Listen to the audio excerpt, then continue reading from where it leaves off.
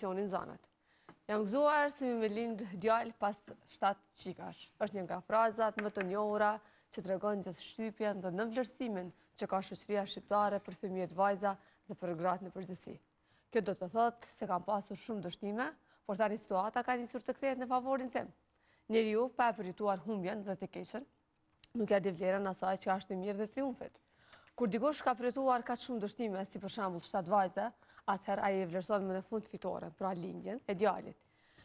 Ja rastet tjera të përshimimit të vajzave. Vajzat nuk konsiderohen trashëgimtare. Pra sipas shqiptarëve, vajza lind fëmijë për familjen e burrit dhe nuk lë pas ardhës për familjen e saj. Një besim tërësisht jo shkencor. Vajzat nuk trashëgojnë, sepse sipas kulturës sonë pasurinë shfrytëzon burri i saj. Pra kjo nuk vlen për nusën e djalit. Nuk ka asnjë shpjegim logjik përveç faktit që gratë nga kjo shoqëri nuk konsiderohen si njerëz. Vajzat sipas kësaj shoqërie nuk e mbrojnë familjen në një rast sulmi, vjedhje apo armiqësie, duke mos e ditur që mbrojtja në një shoqëri dhe një shtet modern nuk bëhet nga anëtarët të familjes, por nga policia dhe ushtria apo sipas organeve e rendit ligjor.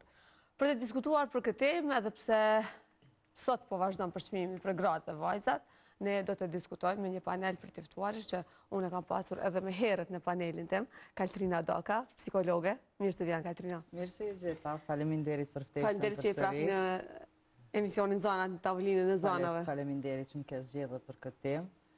Kemi shumë bisedu. Kemi bisedu edhe jashtë kamerave, jashtë tavolinës, dhe ato që kemi diskutu kanë qenë shumë të rëndësishme që me dalë edhe në media, kështu që kjo ka qenë arsyeja. Faleminderit që jesi këtu. Paulina Nushi, mirë se vjen Paulina. Mirë se gjeta. Ana Kabashi, mirë se vjen Ana. Mirë se gjeta. Rita Vehadini, mirë se vjen Rita. Mirë se gjeta. Dhe Shëngël Ismaili, mirë se vjen Shëngël. Krejtësi si gjithmonë. Kaltrina, po nisim me ty. Pse nuk i duam fëmijët vajza? Tash unë mendoj që na po vijmë prej një shoqënie ku ndoshta krejt globi ka vujt në fillime prej këtij mendimi. Do të thotë shoqënia jone ende është patriarkale. Ka shumë faktor, janë faktor të trashëgimisë mbi emrit, janë faktor të ekonomik, janë faktor të vendimarrjes. Domethënë hala i shohim femna që nuk mundin me marrë vendime dhe mendojnë që mashkulli është ai që vjen edhe i merr. Mesazhe. Prej po s'kom çfarë pa lexuar dhe çto. Thotë si mundet një prind apo një vëlla me qenë i pasur, vajza apo motra është e varfër. Thotë një nga rastet të tilla jam unë, e familjen nga babai, që kanë kushte jashtëzakonisht mira dhe të pasur, ndërsa unë me burrin tim mezi e mbylli muajin, sepse nuk kam pasuri dhe nuk duan t'ja din. Kjo është një mesazh që një vajzë ka që na i mbyll gojën krejt neve. Ky është realiteti që është realiteti definitivisht i gravezuar. Për gjendjen e grave dhe kjo vajza që ka shku sepse është me emër dhe me mbiemër, është tamam Facebooku është real, përndryshe nuk do ta kisha lexu. Është pasqyra më mirë e krejt rasteve dhe e krejt grave në këtë vend, edhe vajzave në këtë vend. Prandaj po dalë atu ku e thash unë më herët, mos u martoni, mos gaboni me dalë për shtëpia tuja, as se me avlan vllaznive pasunin. Pasunin mos ja ajo është pasunia juaj dhe nuk duhet me alan askujt dhe duheni me marrë me patjetër sepse të kesh pasuri do të thotë jesh njeri, kështu po shihet që është, këto janë rezultatet e shoqënisë. Këto fajtoni, përveç pjesës mos martoni. Martoni edhe merreni trashëgimin. Mos u martoni, sidomos nëse martoni mbi emrin, mos e marrni mbi emrin e dytë që ka marrë Paulina. Martoni me dashni, ngritni familje të shnosha. Martesa është një institucion i lezetshëm në formën e vet. Po. Veç është mirë me ditë dhe me dalë për institucionit kur ti nuk ndjesh ra. Ajo edhe ajo është kulturë. Kisha dëshiruar mos martesën, po mendoj pse. Duhet normalizuar. Pse jo, nëse është diçka që ti e dëshiron. Martesa edhe divorci të dy atje. Ja kisha dëshiruar vendisimin brenda martesës, që kush ndjesh me ditë dhe me dalë për institucionit. Askush nuk është një bashki kundër një bashkimi të sinqert, të mirë dhe të vullnetshëm. Por unë jam kundër martesave, po jam kundër, apo pyet jam kundër martesave, jam kundër martesave që shbohen në Kosovë, edhe që shbohen shoqërinë tonë. Kush do mundet me dalë, me thonë më të bukurën e më të mirën e më gjithçka, nuk është ashtu.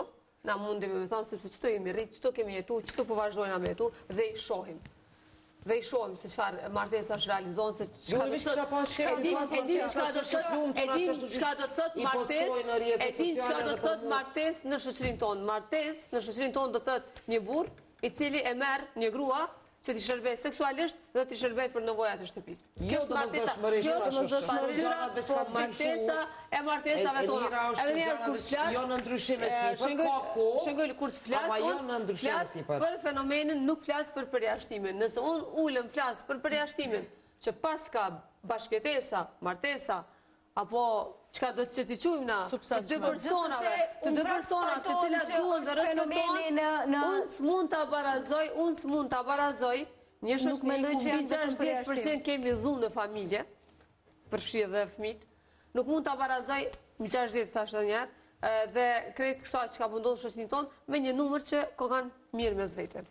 Do thotë sepse ke bie me relativizu krejt problemet që i kemi në shoqërinë tonë. Prandaj unë nuk e do të thekse asnjëherë tek ata përjashtime, sepse përjashtimi për mua nuk duhet as me u diskutu. Në vend të trashëgimisë, pse nuk e konsiderojmë vajzën trashëgimtare, sepse vajza nuk konsiderohet as trashëgimtare e gjakut, e as e pasurisë fizike, as e familjes, as e mbiemrit me këtë rast. Pse nuk e konsiderojmë vajzën trashëgimtare? Çka i mungon një vajze si fëmijë? Tash, domethënë kohënat kanë ndryshu. Nuk është më njëjtë. Unë nuk e shoh që nuk e shohin si trashëgimtare, mirë po ka ende, domethënë pavedije, jo njerëz të pavedishëm, ndoshta ju duhemi na pakës mi vedisu edhe me pa që ndoshta bash trashëgimia është femra. Femra lind, femra e rrit familjen, do të thotë krejt prej femrave fillan. Kështu që mendoj që trashëgimia është femra. Kështu që deri tash e kam pas komplet një çështje. Tortura tjetër që ja bën trupit një grua në presionin e shoqërisë apo me zgjedhjen e vet është aborti selektiv. Aborti selektiv, zonja dhe zotrin, nuk është s'po e bëj sepse s'po e marrë në qofë, sepse shumë herë arsyetohen me idenë s'po e bëj se s'po e marrë në qofë se e kom nisë për djalë. Është krim.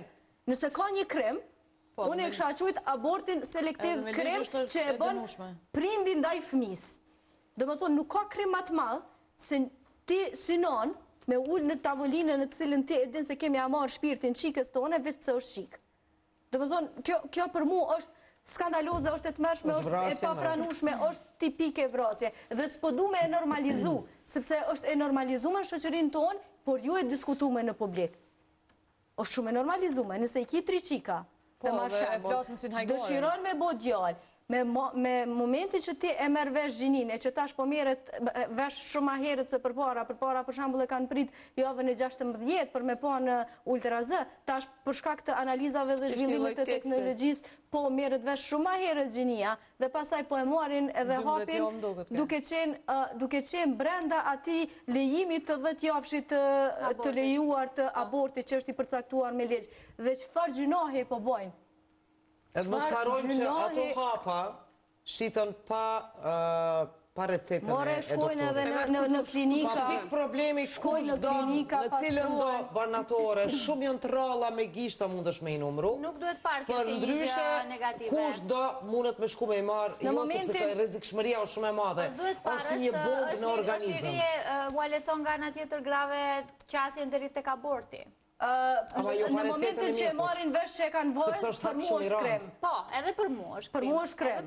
Në anën tjetër, kur kemi të bëjmë me abort, për shkak të arsyeve të tjera, personale, për shkak larg qoftë të dhunimit, ajo s'do diskutim që është e drejta asaj me vendos mos me shku tutje. E thash kjo është edhe them pak më gjatë, pse duhet më abortu një fëmijë për shkak të dhunimit. Çka ka faja fëmia pse? Fëmia nëse se do,